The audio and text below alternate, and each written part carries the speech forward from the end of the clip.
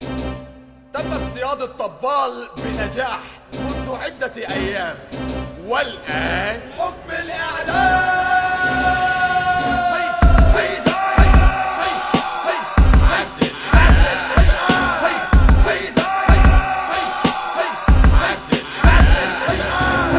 الكمين جابك بتكتف انت مين يالا؟ عيل بدماغ اعدادي بيتكلم على المرجلة. نفذ كل اللي اتقال في البوست، انا برمج اخطط هو ينفذ زي الرقاصة الهبلة.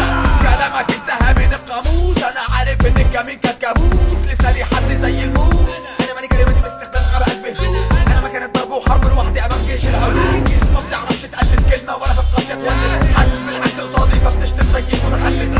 ساحة القتال مش للرجال دي للبهايم. الرجال عقول وانت مخك لسه نايم. انا فكرة كلامي مستمر للأبد، ومهما جسمي بشو بعد كل روح ما تتقبض. مش بالدراع يا فيل وإلا إسرائيل فوق الجناهي جائفا.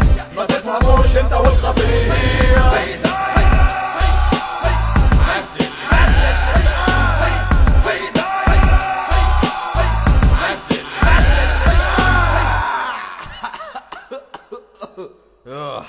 ايه ده؟ ايه الخرا ده؟ ايه الجعير يا جدعان خلينا نتناقش بهدوء.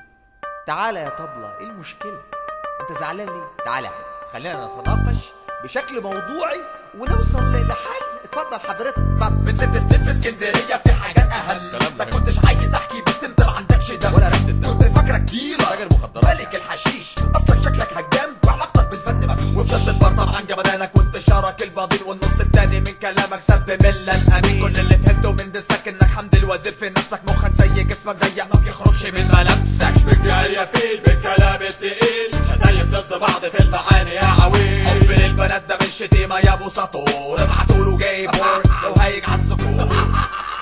لما اشرح تفاصيل دستك يهبل ابقى اعمل العكس، او فكك من الراب من اصله وابقى شير فيلم السكسة. شوف ارائك في السياسة، شد الشخرة مع احي واحلق شرب. لو انت عارف صورة يناير قامت ليه؟ لو بصمجي وفي حالك ماشي قشطة هسيبك تروش، لكن بيضن الناس مش لا بياض بلاش تكوش. لو تلاحظ كل توصيفاتي لك حقايق، لو تلاحظ برضو الحرب كلها نسايق. ده الكمين اسمه الكمين جابك زبون يا خر.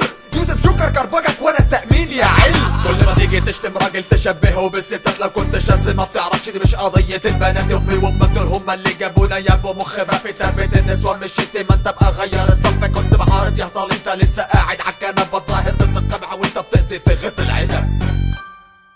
بعارض الحكومة جوا مصر طول 7 سنين. بدس في أنظمة وانت كنت بتدس في أمين. الفرق وجودك أكبر دليل. يلا نسمع الفنان دكتور إبراهيم محمود برنامج العصر والإيمان. انت مالك ومال الدين يا شمام الكلة؟ أعرف شيخ جليل سمعت راكت سب بلة.